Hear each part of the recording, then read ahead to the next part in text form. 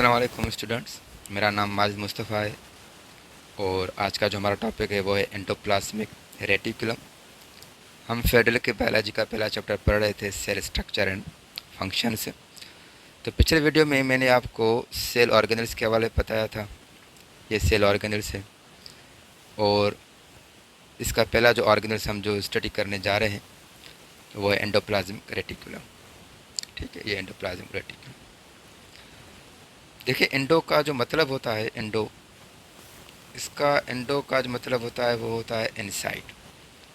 ठीक है, इनका मतलब होता है इनसाइड। और ये जो प्लाज्मिक है, ठीक है, इस प्लाज्मिक का मतलब होता है साइटोप्लाज्म। ठीक, साइटोप्लाज्म। और ये जो रेटिकुलम है, रेटिक्यूलम जो होता है इसका मतलब होता है नेटवर्क। तो ये साइटोप्लाज्म में आपको नेटवर्क की तरह नज़र आएगा।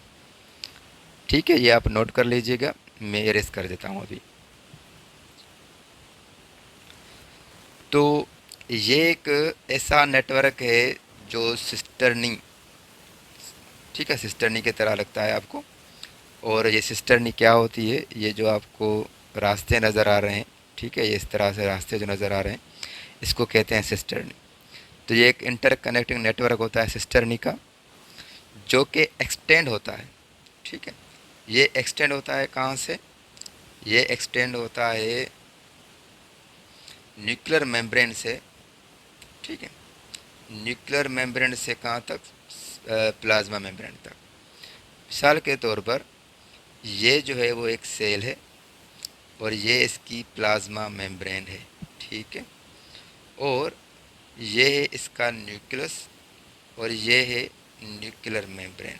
न्यूक्लियस की मेम्ब्रेन को न्यूक्लियर मेम्ब्रेन कहा जाता है। ठीक है, अब ये जो नेटवर्क हमें नज़र आ रहा है सिस्टर्नी का, ये इस न्यूक्लियर मेम्ब्रेन से एक्सटेंड होकर आखिर तक, यानी जो प्लाज्मा मेम्ब्रेन होती है वहाँ तक ये ख़त्म होता है। तो ये कहाँ से स्टार्ट हो रहा है? ये न्यूक्लियर मेम्ब्रेन से स्टार्ट हो रहा है और एंड इसकी कहाँ है? एंड इसकी है प्लाज्मा मेम्ब्रेन तक। ठीक है, और ये जो भी यूकेरियोटिक सेल्स जो होते हैं उसमें पाया जाता है, प्रोकैरियोटिक में आपको ये नज़र नहीं आएगा। ठीक है, और इसको कहते हैं एंडोप्लाज्मिक रेटिकुलम। अब इसकी दो टाइप्स हैं। एक को कहा जाता है रफ एंडोप्लाज्मिक रेटिकुलम और एक को कहा जाता है स्मूथ एंडोप्लाज्मिक रेटिकुलम। देखिए, ये नज़र भी आ रहा है। ठीक है, ये जो आपको नज़र आ रहा है, जिस पर ये डॉट डॉट आपको नज़र आ रहे हैं, ये है रफ एंडोप्लाज्मिक रेटिकुलम। और ये जो यहाँ पर इसकी साइड है ये स्मूथ एंडोप्लाज्मिक रेटिकुलम, जहाँ पर ये ऐसे डॉट नहीं है। ये जो डॉट है ना, इसको कहा जाता है राइबोसोम्स। ठीक है, और ये सिर्फ पाए जाते हैं इसमें। तो ये इसकी रफ स्किन की वजह से इसको कहा जाता है भाई RER, यानी रफ एंडोप्लाज्मिक रेटिकुलम। तो ये दो टाइप्स हो गई। अब हालांकि तो ये जो भी जितने भी सेल्स होते हैं, मोस्टली जो सेल्स होते हैं उन दोनों में उन सेल्स में ये दोनों ही पाए जाते हैं। ठीक है, यानी कि जो रफ एंडोप्लाज्मिक रेटिकुलम है वो भी पाया जाता है और जो स्मूथ एंडोप्लाज्मिक रेटिकुलम है वो भी पाया जाता है। ठीक है, लेकिन कुछ ऐसे भी सेल्स होते हैं, मिसाल के तौर पर स्केलेटल मसल सेल्स हैं, उसमें स्मूथ एंडोप्लाज्मिक रेटिकुलम ज़्यादा होता है। अब ये क्यों होता है, जब मैं आपको स्मूथ एंडोप्लाज्मिक रेटिकुलम पढ़ाऊँगा इसी लेक्चर में, तो मैं आपको बताऊंगा कि स्केलेटल मसल्स के अंदर स्मूथ एंडोप्लाज्मिक रेटिकुलम क्यों ज़्यादा होता है। और जो आपके स्किन के सेल होते हैं उसमें भी स्मूथ एंडोप्लाज्मिक रेटिकुलम का अमाउंट ज़्यादा होता है। ये डिपेंड करता है सेल के फंक्शंस पर। जो सेल जिस एरिया का होता है तो उस पर उस वहाँ पर उसका कोई फंक्शन भी होता है। ठीक है, तो कुछ सेल ऐसे होते हैं जिसमें एंडोप्लाज्मिक रेटिकुलम रफ वो ज़्यादा होता है, स्मूथ कम होता है। कुछ ऐसे भी होते हैं सेल्स जो कि स्मूथ एंडोप्लाज्मिक रेटिकुलम जो होगा वो ज़्यादा होगा और जो रफ एंडोप्लाज्मिक रेटिकुलम होगा वो कम होगा। ठीक है, लेकिन स्केलेटल जो मसल सेल्स होते हैं उसमें स्मूथ एंडोप्लाज्मिक रेटिकुलम ज़्यादा होता है, तो वहाँ पर उसको सार्कोप्लाज्मिक रेटिकुलम कहा जाता है। इसका ये अलग नाम हो गया, ठीक है।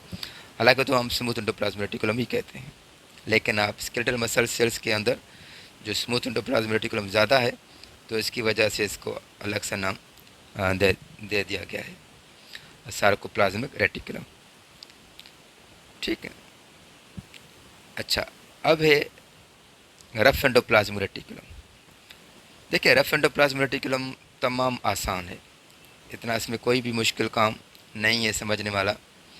तो रफ एंडोप्लाज्मिक रेटिकुलम जो होता है उस पर राइबोसोम्स अटैच होते हैं, ठीक है। और ये राइबोसोम्स का जो मेनली काम होता है वो होता है प्रोटीन सिंथेसिस का, यानी प्रोटीन का काम करते हैं। और आप ये देखेंगे कि ये न्यूक्लियस के नज़दीक हैं, ये देखें। तो ये क्यों है? क्योंकि आपको पता है कि न्यूक्लियस के अंदर जो होता है वो होता है डीएनए। क्या होता है? डीएनए, ठीक है। ये फॉर एग्जांपल डीएनए है। अब आपको पता है कि डीएनए से बनता है आरएनए, तो फॉर एग्जांपल ये आरएनए, ठीक है, ये आरएनए हो गया। अब आरएनए के पास होती है इन्फॉर्मेशन डीएनए की, क्योंकि आरएनए इसलिए बना है कि डीएनए की इन्फॉर्मेशन वो खुद के पास कॉपी कर ले, ठीक है। अब ये कहाँ जाएगा? ये इस चैनल के थ्रू, ये नेटवर्क के थ्रू बाहर आएगा, और ये जो राइबोसोम्स आपको नज़र आ रहा है, ये जो आरएनए था, ये यहाँ से गुजरेगा, ठीक है, गुजर कर और यहाँ से जो है वो प्रोटीन बनना शुरू हो जाएगा। अब ये एक प्रोसेस होता है, ट्रांसक्रिप्शन वाला होता है प्रोसेस, ये हम पढ़ेंगे। तो डीएनए से जो आरएनए बनता है उसको ट्रांसक्रिप्शन कहते हैं, फिर आरएनए से जब प्रोटीन बनता है उसको ट्रांसलेशन कहते हैं, ठीक है। तो ये काम जो होता है वो यहाँ पर रफ एंडोप्लाज्मिक रेटिकुलम के ऊपर होता है, और स्पेशली जो राइबोसोम्स होते हैं जिसको protein factories of the cell भी कहते हैं, ये यहाँ पर होता है, ठीक है। चलो,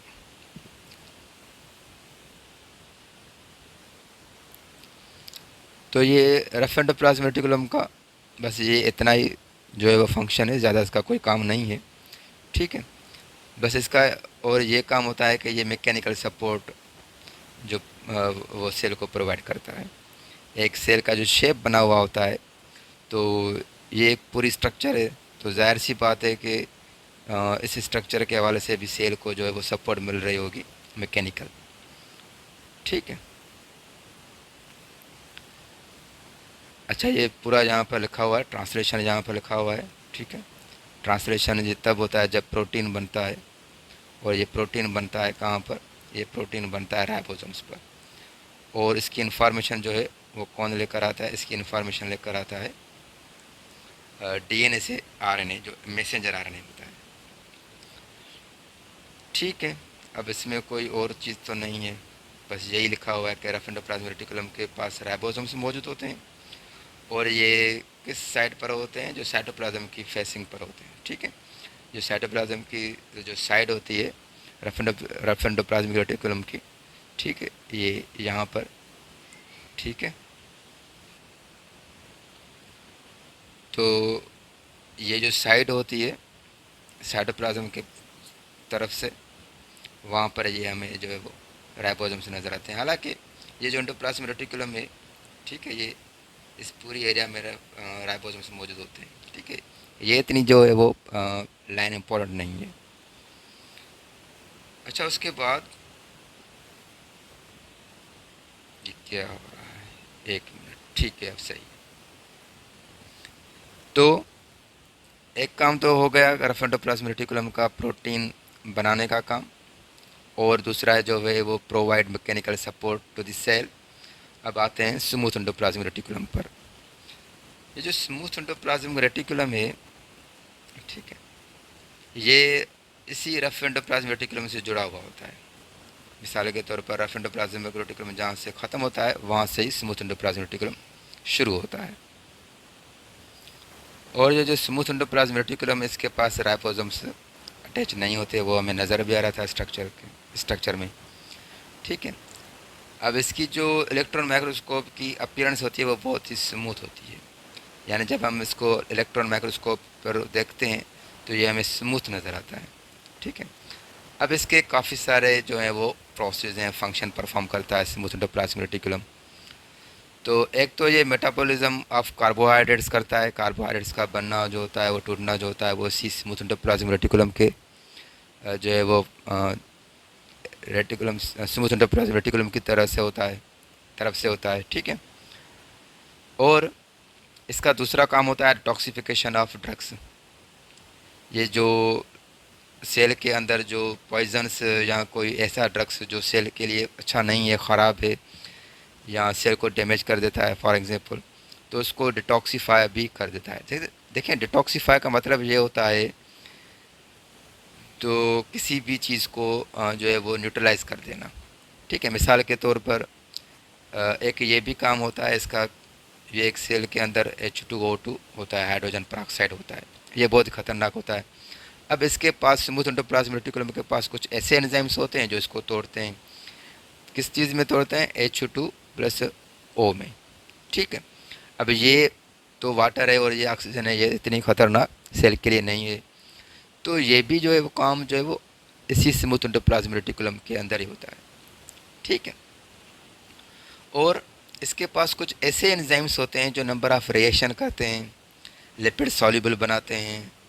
ठीक है, वेस्ट बनाते हैं वाटर सॉल्युबल्स में, ताकि वो बॉडी से इजीली रिमूव हो जाए।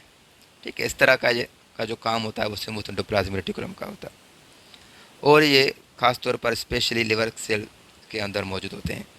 अब लिवर सेल्स के अंदर जितने भी सेल्स हैं तकरीबन, उसमें स्मूथ एंडोप्लाज्मिक रेटिकुलम का जो तादाद वो ज़्यादा होगा। किसके मुकाबले में? रफ एंडोप्लाज्मिक रेटिकुलम के मुकाबले में, यानी स्मूथ एंडोप्लाज्मिक ज़्यादा होगा और रफ एंडोप्लाज्मिक रेटिकुलम कम होगा।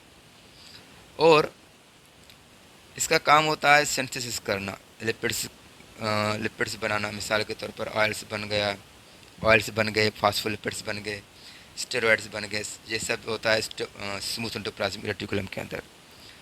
और इसका एक मेन काम ये भी होता है कि ये जो है वो कैल्शियम को स्टोर करता है, कैल्शियम के जो आयंस होते हैं उसको स्टोर करता है और बाद में रिलीज़ भी करता है। अच्छा, इसकी एक वजह होती है, ये जो कैल्शियम होता है ना जिसको स्टोर करता है फिर रिलीज़ करता है, ये एक ट्रिगर है। किसके लिए? कॉन्ट्रैक्शन के लिए। किस चीज़ का कॉन्ट्रैक्शन? मसल सेल्स जो होते हैं। तो होता कुछ ये है कि आप हमारे मसल्स में दो ख़ास किस्म के प्रोटीन्स मौजूद होते हैं, एक का नाम होता है एक्टिन, ठीक है, और दूसरे का नाम होता है मायोसिन। ये ऐसे समझे कि ये एक धागे हैं, ठीक है, एक फाइबर्स हैं। तो फॉर एग्ज़ाम्पल ये एक धागा है एक्टिन का और ये दूसरा धागा है मायोसिन का। ठीक है, अब ब्रेन से एक मैसेज आ रहा है कि भाई हमें जो है वो अपनी आर्म्स की या मसल्स की कॉन्ट्रैक्शन करवानी है। तो जब मैसेज ब्रेन से आता है, ठीक है, वो जाता है इस सेल्स के पास, और जो स्मूथ एंडोप्लाज्मिक रेटिकुलम है उसको ये इन्फॉर्मेशन मिल जाती है कि भाई तुम्हारे पास जितना भी कैल्शियम है वो बाहर रिलीज़ कर दीजिए। क्यों? क्योंकि ये जो दोनों प्रोटीन्स हैं ना, धागे, ये मिलाने का जो काम होता है वो कैल्शियम का होता है। जब ये आएगा तो ये दोनों जो है वो प्रोटीन आपस में मिल जाएंगे और कॉन्ट्रैक्शन होगी। फिर जब कॉन्ट्रैक्शन के बाद रिलैक्सेशन होती है तो फिर ये जो है वो कैल्शियम जो है वो यहाँ से निकल कर फिर स्मूथ एंडोप्लाज्मिक रेटिकुलम की तरफ स्टोर हो जाता है। तो इस तरह का काम जो है वो होता है स्मूथ एंडोप्लाज्मिक रेटिकुलम में। कैल्शियम जब स्टोर होता है और रिलीज़ भी होता है। ठीक है, और स्मूथ एंडोप्लाज्मिक ट्रांसपोर्ट में भी काम आता है। एक चीज़ को दूसरी चीज़ एक चीज़ को दूसरी जगह तक पहुंचाने का काम जो होता है वो स्मूथ एंडोप्लाज्मिक रेटिकुलम का होता है। इसका बेस्ट एग्जांपल यहाँ पर दिया गया भी है कि जब प्रोटीन रफ एंडोप्लाज्मिक रेटिकुलम से बनता है तो ट्रांसपोर्ट होता है किसके पास? गोल्जी के पास, गोल्जी कॉम्प्लेक्स, क्योंकि वहाँ पर इसकी मॉडिफिकेशन होती है। लेकिन ये थ्रू जाता है कहाँ से? स्मूथ एंडोप्लाज्मिक रेटिकुलम के थ्रू, स्मूथ एंडोप्लाज्मिक रेटिकुलम के थ्रू फिर गोल्जी कॉम्प्लेक्स के जो है वो पास जाएगा। तो पहले तो है smooth endoplasm rough endoplasmic reticulum था, अब यहाँ पर प्रोटीन बना। ठीक है, अब प्रोटीन बनने के बाद जो है वो स्मूथ एंडोप्लाज्मिक रेटिकुलम से डायरेक्ट जाएगा कहाँ पर, गोल्जी कॉम्प्लेक्स पर। और ये दोनों जो हैं वो मैकेनिकल सपोर्ट में काम आते हैं। स्मूथ एंडोप्लाज्मिक रेटिकुलम भी और रफ एंडोप्लाज्मिक रेटिकुलम भी ये प्रोवाइड करते हैं सेल को मैकेनिकल सपोर्ट। ठीक है, अच्छा और देखते हैं। अच्छा, और तो राइबोसोम से तो 15 मिनट की ये वीडियो बन गई है। अच्छा, बीच बीच में जो है वो मैं रुक रुक के बात करता हूँ, क्योंकि मेरी उर्दू इतनी अच्छी नहीं है, लेकिन कोशिश करता हूँ कि आप तक मेरा पैगाम पहुँच जाए, आप समझ जाओ, ये मेरे लिए काफ़ी है। ठीक है ना, उर्दू मेरी इतनी ख़ास नहीं है, लेकिन मैं कोशिश करता हूँ ये कि अच्छे तरीके से आपको समझा लूँ। अब जब आप समझ गए हो तो मेरे लिए काफ़ी है, फिर ये मेरी उर्दू जो है वो ठीक है, क्योंकि इस उर्दू से आप समझ जा रहे हो टॉपिक को। तो अगर कोई चीज़ रह जाती है, कोई चीज़ समझ में नहीं आती मेरी उर्दू वीक होने की वजह से, तो आप कमेंट्स में पूछ सकते हैं मुझसे। और आप को बस मैं यही यही रिक्वेस्ट करता हूँ कि मेरे इस चैनल को सब्सक्राइब कीजिए, सपोर्ट कीजिए। इंशाल्लाह मैं अपनी उर्दू भी बेहतर कर दूँगा, क्योंकि मैंने जो वो पढ़ाई इंग्लिश में ज़्यादातर की है, तो इंग्लिश में पढ़ाऊँगा तो आपको समझ में नहीं आएगा इतना। ठीक है, मैं कोशिश ये करता हूँ कि आपको आसान तरीके से समझा लूँ। मैं इंशाल्लाह जो है वो बेहतर कोशिश करूँगा आप लोगों को समझाने की। लेकिन आप तक जब पैगाम पहुँच जाए, ये बात आपको समझ आ जाती है, तो मेरे लिए ये काफ़ी है। ठीक है, तो आज के लिए इतना काफ़ी है। इंशाल्लाह नेक्स्ट टॉपिक में हम राइबोसोम्स के बारे में पढ़ेंगे। तो दुआ में याद। अल्लाह हाफ़िज़।